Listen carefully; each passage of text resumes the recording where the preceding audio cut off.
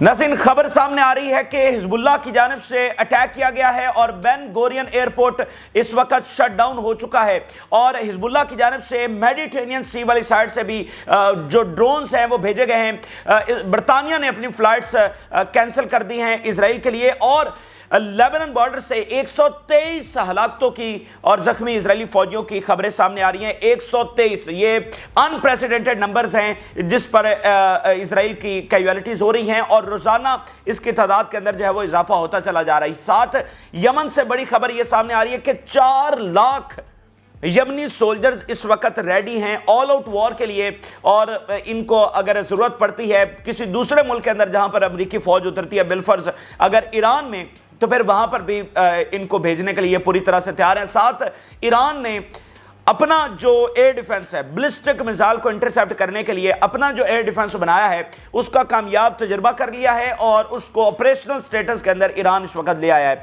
साथ ब्लिंकन का जो हंगामी दौरा है वो इस वक्त मिडिल ईस्ट का शुरू हो चुका है। ब्लिंकन इस वक्त मिडिल ईस्ट के अंदर पहुंच चुके हैं। उस हवाले से क्या खबरें आ रही हैं आपके साथ शेयर करेंगे। और फॉरेन अफेयर्स जो कि अमेरिका का एक बड़ा मीडिया है उसकी जानिब से एक स्पेशल रिपोर्ट भी शाया हुई है। इस वक्त ताज़ा तरीन मंजरनामा क्या है, कौन जीत रहा है, कौन हार रहा है और आगे मुस्तकबिल के नताइज क्या हो सकते हैं, हमास, हिजबुल्लाह, इन सब के हवाले से बात की गई है। तो वो स्पेशल रिपोर्ट भी आपके साथ शेयर करेंगे। जिन लोगों ने चैनल को सब्सक्राइब नहीं किया उनसे रिक्वेस्ट करेंगे कि चैनल को जरूर सब्सक्राइब कर लें ताकि हर आने वाली वीडियो आप तक पहुंच सके। नाज़रीन, आगाज करते हैं जो ईरान से खबर सामने आ रही है। खबर यह है कि ईरान ने अपना अरमान्स बैलिस्टिक मिसाइल सिस्टम बनाया। यह डिफेंस सिस्टम है और इसका कामयाब तजुर्बा ईरान की जानिब से कर लिया गया है और इसको ऑपरेशनल स्टेटस के अंदर भी ईरान ला चुका है और 180 किलोमीटर इसकी रेंज है जिसके अंदर बैलिस्टिक मिसाइल ये जो है ना इंटरसेप्ट कर सकता है। तो ये इसका अपना बनाया गया, यानी ये रशिया और चाइना की जानिब से नहीं दिया गया। तो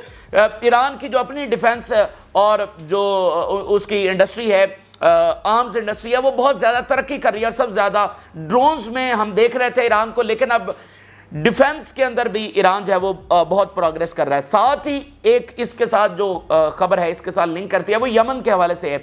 यमन ने ईरान को ये बात कन्वे की है कि उनके पास 4 लाख सोल्जर्स तैयार हैं और अगर अभी भी ऑल आउट वॉर किसी भी लम्हे छिड़ जाए तो ये 4 लाख सोल्जर्स इस वक्त बिल्कुल रेडी हैं, स्टैंड बाय पोजीशंस के अंदर हैं और अगर जरूरत पड़े तो इनको ईरान भी भेजा जा सकता है। देखें, हर जंग के अंदर जो मैन पावर होती है वो बहुत ज्यादा इंपॉर्टेंट होती है और इस जंग के अंदर तो मैन पावर सबसे ज्यादा इंपॉर्टेंट होने जा रही है, खासकर जब जो टेक्नोलॉजिकल एडवांटेज है वो अमेरिका को यहां पर हासिल है ईरान और एक्स्ट्रा रेजिस्टेंस के मुकाबले में। तो मैन पावर जो है ना वो इसमें फैसला कुन किरदार अदा करेगी।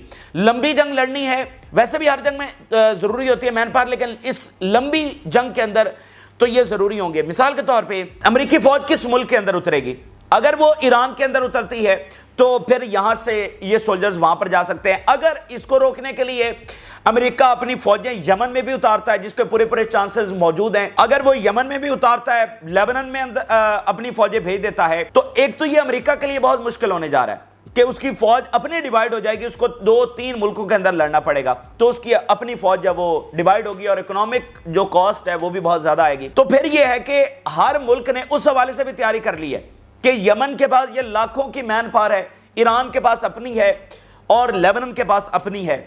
अगर सिर्फ एक मुल्क के अंदर लड़ाई हुई तो फिर सारे सोल्जर जो हैं वो उस तरफ मूव करेंगे और अगर तमाम मुल्कों के अंदर जमीनी जंग हुई तो फिर तमाम ने इस हवाले से तैयारी की है कि वो गुरिल्ला वॉरफेयर जो है वो मतलब यमन ने अब क्या अमेरिका से बराह रास्त लड़ाई लड़नी है, ना उनके पास टैंक्स है ना उनके पास फिजाई, तो उन्होंने गुरिल्ला वॉर ही लड़नी है ना, तो गुरिल्ला वॉर उसके लिए ये मैन पावर। और एक बात तो बहुत नाज़रीन क्लियर है कि अमेरिका और इसराइल इस वक्त इस जंग का प्लान या तो बना चुके हैं या फिर बना रहे हैं कि अगर ईरान से जंग होती है, यमन से होती है, लेबनान का जो मामला है, देखिए जो हरीफ होते हैं ना उनके खिलाफ तो जो जंगी प्लान है वो अमन के दिनों में भी बन रहे होते हैं। मिसाल के तौर पे इस वक्त भी चाइना ये प्लान बना चुका होगा या बना रहा होगा या उसको जो है वो एडवांस करता रहता है कि अगर अमेरिका से जंग हुई तो किस तरह से काउंटर किया जाना है। अभी तो उनमें कोई जंग नहीं हो रही, لیکن وہاں پر پلانز بن رہے ہیں. امریکہ میں چائنا کے حوالے سے پلانز بن رہے ہیں یا بن چکے ہیں, اور اس میں روزانہ کی بنیاد پر مطلب وقت کے ساتھ ساتھ اس میں ایڈوانسمنٹ بھی ہوتی رہتی ہے کہ اگر چائنا سے جنگ ہوئی تو کہاں سے فوجیں داخل ہوں گی, فضائی حملے کیسے ہوں گے, کیسے اس کا بلاکیڈ کرنا ہے, یہ سارے پلانز ہوتے ہیں. ہم نے عالمی جنگوں میں بھی دیکھا کہ مثال کے طور پر جب جرمن نے فرانس کے اوپر حملہ کرنا تھا تو جرمن جو کمانڈرز تھے وہ پہلے سے پلان ان کا تیار تھا کہ فرانس کو, پیرس کو کس طرح سے فتح کرنا ہے, اور پھر وہ امپلیمنٹ کیا گیا. تو یہ تو امن کے دنوں میں بھی پلان بن رہے ہوتے ہیں, اور یہاں پر تو جنگ دہانے کے اوپر کھڑی ہے. تو یہ تو واضح ہے کہ وہاں سے پلانز بن رہے ہیں, اور ان پلانز کے مقابلے میں ادھر کی جو تیاری ہے وہ ہمیں بالکل نظر آ رہی ہے. تو یہ یمن اور ایران کے حوالے سے خبر ہے. آگے ناظرین چلے تو حزب اللہ کے حوالے سے جو تازہ ترین خبر سامنے آ رہی ہے, حزب اللہ کے نئے فیز کے تحت جو نان سٹاپ حملے ہیں وہ اسرائیل کے اوپر جاری ہیں. ابھی بڑی خبر یہ ہے کہ بین گورین ایئرپورٹ شٹ ڈاؤن ہوا ہے, اس کی جو لینڈنگز اور ٹیک آفز ہیں وہ اس وقت کینسل کر دیے گئے ہیں. کوئی اٹیک ہوا ہے حزب اللہ کی جانب سے, بتایا جا رہا ہے کہ جو پروجیکٹائلز ہیں وہ آئے ہیں اور یہاں پر جو ہے وہ شٹ ڈاؤن ہو گیا ہے. ذرا دیکھیے ہیڈ لائنز. یمنی houses informed Iran that 4 lakh troops are ready if all out war breaks out with Israel. Israeli media, in coordination with the security system, landing and takeoffs operations at Ben Gurion airport have been stopped. فی الحال کے لیے stop کر دیے گئے ہیں کہ کہاں سے کون سا پروجیکٹائل آیا ہے اس کے بعد پھر یہ درمیان میں ڈسرپشن ہو رہی ہے. ایک ہی ایئرپورٹ ان کا چالو ہے اور اس میں بھی صرف جو ان کی اپنی ایئر لائنز ہیں وہ اس میں آ جا رہی ہیں کیونکہ باقی دنیا نے تو کینسل کر دی ہیں. اور ابھی برطانیہ کے حوالے سے تازہ ترین خبر آ رہی ہے کہ برطانیہ نے بھی اپنی فلائٹس کینسل کر دی ہیں. ٹائم بڑا انٹرسٹنگ ہے. برطانیہ کی جانب سے کہا گیا ہے کہ اپریل 2025 تک یہ فلائٹس کینسل ہو رہی ہیں. اب اس ڈیٹ کی کوئی سمجھ نہیں آ رہی, یا تو یہ ہونا کہ غیر معینہ مدت کے لیے بند کی جائیں, لیکن اپریل 2025 کیا ہے, اس کا کیا مطلب کہ اپریل 2025 تک کیا کچھ ہو جائے گا, کیا جنگ رک جائے گی, کیا ان کا ایسٹیمیٹ ہے کہ باقاعدہ ٹائم لکھا گیا اور 2025 کا, تو یہ تھوڑی سی بہرحال دلچسپ بات ہے, اس کو دیکھنے کی ضرورت ہے. تو جناب یہ فی الحال صورتحال ہے. اسی درمیان جو میڈیٹرینین سی سے بتایا جا رہا ہے کہ 5 ڈرونز حزب اللہ کی جانب سے بھیجے گئے. اب یہ انٹرسٹنگ اس لیے ہے کہ حزب اللہ کے جو بھی پروجیکٹائلز آتے ہیں وہ تو لینڈ سے ہو کر آتے ہیں, یعنی وہ بارڈر کراس کرتے ہیں اور اسی لینڈ سے ہوتے ہوئے آتے ہیں, لیکن میڈیٹرینین سی سے اگر وہ آ رہے ہیں تو یہ زیادہ کمپلیکس ہو جائے گا اسرائیل کے لیے, کیونکہ 2 فرنٹ بن جائیں گے نا. اب تو ان کو پتا ہے کہ اس طرف سے ایک طرف سے آ رہے ہیں, یعنی ان کے نارتھ سے آ رہے ہیں, تو اگر میڈیٹرینین سی سے آئیں گے تو پھر یہ دوسرا فرنٹ بن جائے گا. تو اس لیے کافی معاملہ ان کے لیے کمپلیکس ہوا ہے. پہلی بار ہوا ہے حزب اللہ نے میڈیٹرینین سی سے پہلی بار یہ ڈرونز بھیجے ہیں. اس سے پہلے یمن نے ڈرون بھیجا تھا تل ابیب کے اندر جو میڈیٹرینین سی سے داخل ہوا تھا, اور اس سے یہ پتا چلا تھا کہ اس سائڈ سے جو اسرائیل کا ایئر ڈیفنس ہے وہ زیادہ کمزور ہے. تو یہ بھی انٹرسٹنگ بات ہے. اچھا, اسی درمیان لیبنان بارڈر سے خبر یہ آ رہی ہے کہ انٹینس فائٹنگ وہاں پر ہو رہی ہے. الجزیرہ کی ایک ہیڈ لائن دیکھیے, intense border fighting between Israel and حزب اللہ. بہت شدید تر لڑائی, اور میں آپ کو بتاؤں کہ صرف 20-30% خبریں ہیں جو وہاں سے رپورٹ ہو رہی ہیں. اور حزب اللہ تیسرے دن چوتھے دن ان کی جانب سے پریس کانفرنس ہوتی ہے اور اس میں بتایا جاتا ہے کہ پچھلے 3-4 دنوں کے اندر کیا ہوا, کیونکہ اسرائیل کی طرف سے تو ٹوٹل ایک تو جھوٹ بتائے جا رہے ہیں, دوسرا اسٹرکٹ سینسرشپ ہے, مطلب کوئی زیادہ معلومات بھی وہاں سے نہیں آ رہی ہیں, تو زیادہ انتظار کیا جاتا ہے کہ حزب اللہ کی جانب سے جب تفصیلات آئیں. تو الجزیرہ یہ بتا رہا ہے کہ شدید ترین لڑائی. اب آپ دیکھیں نا کہ 1 لاکھ سے زیادہ فوج تو وہاں پر بیٹھی ہوئی ہے اور ان کو گرین لائٹ ملی ہوئی ہے اور آل آؤٹ وار جاری ہے, تو پھر انہوں نے کس چیز کا انتظار کرنا ہے. ان کی فوج ہر وقت کسی نہ کسی پوائنٹ سے اندر داخل ہو رہی ہے. تو فل سکیل فائٹ جو ہے اس وقت لیبنان بارڈر کے اوپر جاری ہے. اچھا, آگے ناظرین چلے تو جو فضائی حملے ہوئے ہیں ان کی کچھ تفصیلات آپ کے سامنے رکھتے ہیں. ہشہار کا یہ ایریا ہے, یہاں پر اب تک کا ایک بہت بڑا حملہ کیا گیا ہے. حزب اللہ بتا رہی ہے کہ our fighters targeted 100 camp north of Ayelet Hashahar with large salvo of rockets. اس کے علاوہ اسرائیلی media, initial reports of injuries in the settlement of Eilat Hashar after rockets fired from Lebanon fell. Eilat Hashar سے ابتدائی reports کے مطابق اسرائیلی media بتا رہا ہے کہ انجریز ہوئی ہیں کیونکہ راکٹس جو ہیں وہ وہاں پر گرے ہیں. اس کے علاوہ گولان ہائٹس کے اوپر بھی اٹیک ہوا اور گلیلی کے ایریاز بھی. We detected 30 rockets towards Golan. اسرائیلی آرمی بتا رہی کہ 30 راکٹس گولان کی طرف فائر ہوئے ہیں. اچھا, گولان کے اندر جو قلعہ بیرکس ہے, یعنی جو ملٹری سائٹس ہے, قلعہ ویری ان کی امپورٹنٹ, اور یہاں پر جتنی بھی ان کی ملٹری سائٹس ہیں ان میں سے ون آف دی ٹاپ یہ والی ہے قلعہ بیرکس, اس کو نشانہ بنایا گیا ہے. اس کے علاوہ دیکھیے, siren sound in number of areas west of Lake Tiberias, reaching the areas southeast of Afula. अब वो कह रहे हैं कि हमले इस लेवल के ऊपर हो रहे हैं, उनका स्केल इतना वाइड है कि तिब्रियास से लेकर अफूला तक सायरन्स बज रहे हैं। वो तिब्रियास कहां, गुलान हाइट्स की तरफ है, गलीली के साथ, सी ऑफ गलीली के साथ, और अफूला जो है वो हाइफा के साथ है। तो वो कह रहे हैं इतना बड़ा स्केल है कि इन hundreds of towns and settlements के अंदर सायरन जो है वो बज रहे हैं तिब्रियास से लेकर अफूला तक। इसके अलावा we saw the columns of smoke rising in the some settlements after rockets were fired from Lebanon towards the Galilee finger.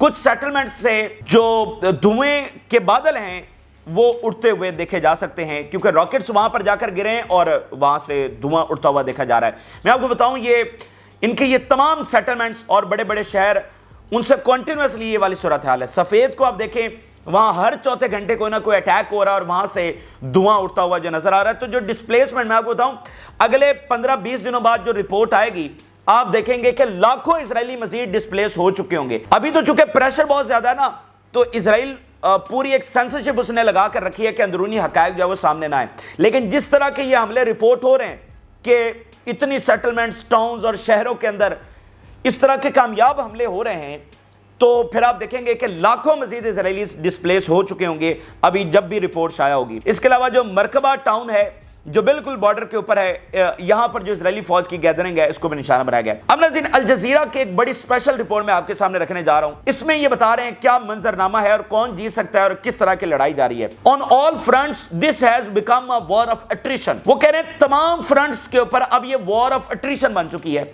यानी एक तवील मुद्दती जंग। ये कोई जल्दी खत्म होती हुई जंग नहीं है जैसे 4 अरब इजराइल वॉर्स लड़ी गई जो चंद दिनों के ऊपर मुबनी थी। लेकिन ये वाली जो जंग है, ये वॉर ऑफ अट्रिशन जो होती है वो सालों के ऊपर मुबनी जंग होती है। तो ये वो बन चुकी है और तमाम फ्रंट्स के ऊपर, यानी गजा, यानी वेस्ट बैंक, यानी लेबनान, यानी इराक, यानी शाम, यानी लेबनान, तमाम फ्रंट्स के ऊपर किसी सिर्फ गजा की सिर्फ बात नहीं कर रहे। Wars raising in Lebanon and Palestine are unlikely to end any time soon as all actors believe they can win militarily। वो कह रहे हैं कि फलस्तीन में और लेबनान में कहीं भी जंग जल्दी खत्म होने वाली नहीं है। उसकी वजह उसने ये बताई है कि तमाम फरीक ये समझते हैं कि वो मिलिटरीली जीत सकते हैं, यानी इजराइल भी ये समझता है कि वो मिलिटरीली जीत सकता है और इजराइल के पास तो कोई ऑप्शन नहीं है। अगर आज वो जंग रोकता है तो उसकी हार ही तस्वुर होगी, तो वो तो जंग रोकने वाला नहीं है। तो दूसरी तरफ भी ये कॉन्फिडेंस है, यानी एक्स ऑफ रेजिस्टेंस में ये कॉन्फिडेंस है कि वो मिलिटरीली ये जंग जीत सकते हैं, इसलिए वो भी आगे बढ़ रहे हैं। On all fronts this has become a war of attrition where it's a test of resilience. तो असल में ये जो जंग है ये इम्तिहान है रिजाइलेंस का। रिजाइलेंस क्या होती है कि आप डिफिकल्टी से, टफनेस से, बुरे हालात से और नुकसानात से कितनी जल्दी रिकवर करते हैं और रेजिस्ट करते रहते हैं, इसको रिजाइलेंस कहते हैं। तो वो कह रहे हैं असल में ये कोई जंग टेक्नोलॉजी की और फलाना, वो तो अपनी जगह पर है, लेकिन चूंकि ये तवील मुद्दती जंग है तो इसमें फाते वही होगा जो रिजाइलेंट रहेगा, जो नुकसानात बर्दाश्त करता रहेगा, जो कुर्बानियां देता रहेगा और आगे बढ़ता रहेगा, रेजिस्ट करता रहेगा, वही इसमें जीतेगा। He said fighters opposing Israel's army in Gaza. जो एक्सर रेजिस्टेंस के फाइटर्स हैं वो कहां किस तरह से लड़ रहे हैं? गजा में वो इजरायली आर्मी को अपोज कर रहे हैं। द ऑक्युपाइड वेस्ट बैंक के अंदर अपोज कर रहे हैं। And Lebanon are inflicting casualties on Israeli forces. और लेबनान के अंदर भी इजरायली फोर्सेस को शदीद जानी नुकसान पहुंचाया जा रहा है। एंड द क्वेश्चन, और सवाल यह है, very important question, is whether Israel can sustain the military pressure if faces on multiple fronts. अब इस तनाजुर के अंदर सबसे बड़ा सवाल यह है कि रेजिस्टेंस ने तो रिजाइलेंस शो की है 1 साल के अंदर, उनके ऊपर शदीद तरीन बॉम्बिंग भी हुई, उनके खिलाफ सारी टेक्नोलॉजी, सारा हरबा, सारा प्रेशर, सारा कुछ इस्तेमाल किया। इवन ये कितना डार्क एक ट्रुथ है और कितना शेमफुल ट्रुथ है कि हमारे अपने मुल्कों ने एक्स ऑफ रेजिस्टेंस के ऊपर प्रेशर डाला है, ठीक है, यानी मिडिल ईस्ट के मुल्कों ने उल्टा एक्स ऑफ रेजिस्टेंस के ऊपर प्रेशर डाला, बजाय इसके कि वो इजराइल के ऊपर प्रेशर डालते, उनको सरेंडर करवाने के लिए या उनको कहा कि पीछे हट जाएं। तो उन्होंने तो रिजाइलेंस शो की है और बड़ी से बड़ी कुर्बानियां उन्होंने अपने कमांडर्स की सूरत के अंदर दी हैं और उसके बावजूद वो लड़ रहे हैं। लेकिन सवाल यह है कि क्या इजराइल ये फेस कर सकता है, इजराइल सस्टेन कर सकता है on multiple fronts? X of resistance ने तो सस्टेन करके दिखा दिया है। And on the Iranian front they have proven over the past 45 years. اور ہم اگر ساتویں فرنٹ کی یعنی ایران کے فرنٹ کی بات کریں تو اس کا تو وہ کہہ رہے ہیں کہ قصہ ہی نہ چھیڑیں، کیونکہ ایران نے تو 45 سال یہی شو کروایا ہے.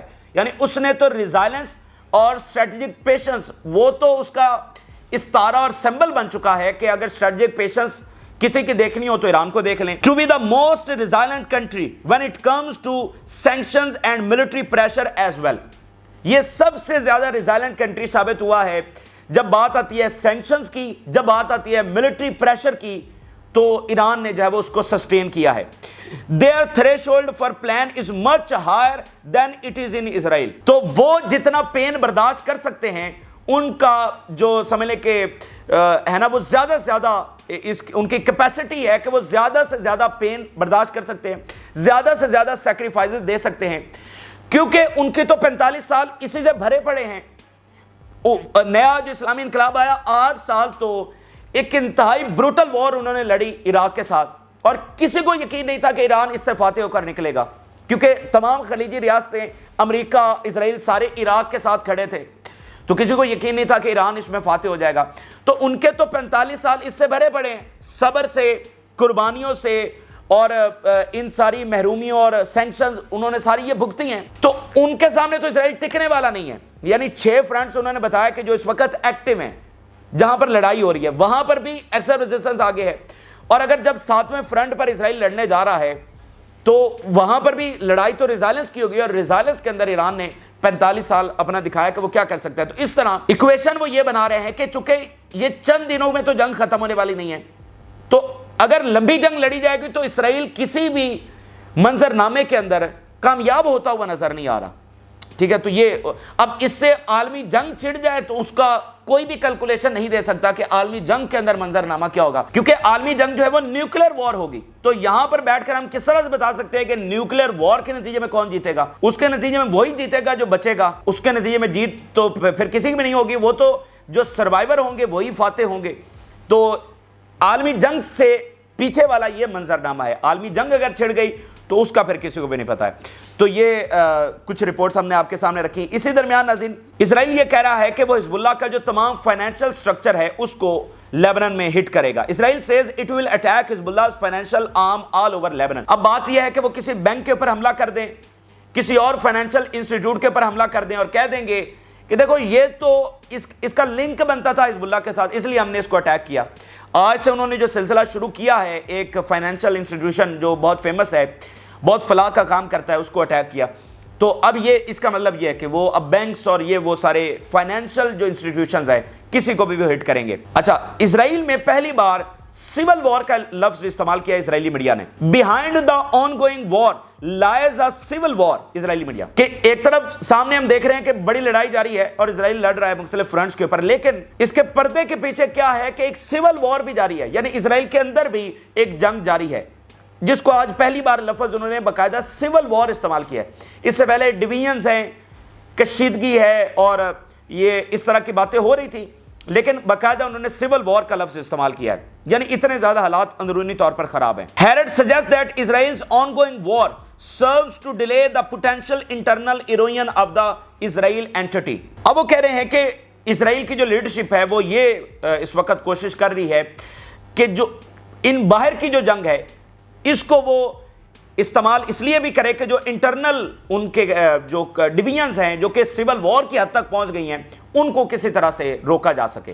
یعنی ہوتا ہے نا کہ اگر قوم کے اندر ڈویژنز ہوں بھی صحیح، تو کوئی باہر سے ان کی باہر کسی ملک سے جنگ چھڑ جائے یا کوئی ان کے اوپر حملہ ور ہو جائے تو وہ کچھ دیر کے لیے وہ قوم متحد ہو جاتی ہے.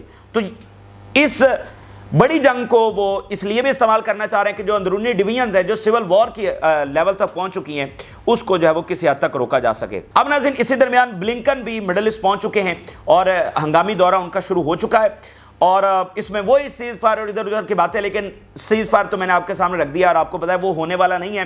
لیکن چونکہ عربز اب ان کا جو رجحان ہے وہ ایران کے ساتھ ریوائول، اور رشیا اور چائنا ان کا انفلوئنس بڑھتا چلا جا رہا ہے. اسرائیل آئسولیٹ ہو چکا ہے، اور پھر اوپر سے امریکی الیکشنز بھی ہیں تو وہاں بائیڈن انتظامیہ پر بہت پریشر ہے. کیملا ہارس جو ہے نا پیچھے ہٹتی چلی جا رہی ہیں، یعنی ٹرمپ جو ہے وہ لیڈ کرتا چلا جا رہا ہے. تو تھوڑے سے پولیٹیکل گینز کے لیے اور باقی ملکوں کو دھمکانے کے لیے بس یہی ان کا دورے کا مطلب ہے. 11واں یہ دورہ ہے. ابھی تک 11 دورے کیے بلنکن نے اور سیز فائر نہیں ہوا. یہ آج تک کی تاریخ کا سب سے ناکام ترین جو سیکٹری ہے وہ ثابت ہوئے ہیں. مطلب کہ وہ سیز فائر تک نہیں کروا سکے. لمبی چوڑی ہم فلسطینی ریاست کی بات نہیں کر رہے, سیز فائر تک وہ نہیں کروا سکے. اچھا, اب ناظرین جو فورن افیئرز کی رپورٹ چھپی ہے اس بارے میں آپ کے سامنے رکھوں گا. فورن افیئرز بتا رہا ہے کہ کون جیت رہا ہے, کون ہار رہا ہے, کیا منظر نامہ ہے. ذرا اسپیشل رپورٹ دیکھیے. Hamas view of Israel is gaining ground around the world and eroding political support for Israel including among young voters in the United States. پہلی ہیڈ لائنز کے اندر ہی انہوں نے جو ہے نا پورا ایک منظر نامہ رکھ دیا ہے اور لانگ ٹرم میں کیا کچھ ہونے جا رہا ہے, کتنی بڑی فتح مزاحمتی تحریک نے حاصل کیا. وہ کہہ رہے ہیں کہ حماس کا جو امیج ہے they are gaining ground, وہ پولیٹیکلی بہت گین کر رہے ہیں اور اسرائیل آئسولیٹ ہو رہا ہے. فورن افیئرز لکھ رہا ہے اسرائیل آئسولیٹ ہو رہا ہے اور مزاحمتی تحریک جو ہے جس کو دہشت گرد پورٹرے کیا گیا تھا وہ گین کر رہی ہے. خاص کر جو امریکن ینگ ووٹرز ہیں ان میں تو یہ رجحان بہت زیادہ دیکھا جا رہا ہے. Sinwar was killed but Hamas will remain. بے شک یا سمار چلے گئے لیکن Hamas is there and will be there. Hamas is not a good candidate for a decapitation strategy as it is a highly interconnected organization. وہ کہہ رہے ہیں حماس وہ نہیں ہے کہ جس کو آپ توڑ پھوڑ دیں گے, کولیپس کر دیں گے, بلکہ یہ بہت زیادہ ہائیلی انٹر کنیکٹڈ آرگنائزیشن ہے. اس کو کولیپس نہیں کیا جا سکتا. یہ نہیں کہ اوپر والا بندہ گیا تو ساری آرگنائزیشن ہی کولیپس ہوگی, ایسا نہیں. Hamas has not surrendered to this approach over the decades that have passed since the founding in 1987 and it will not do so.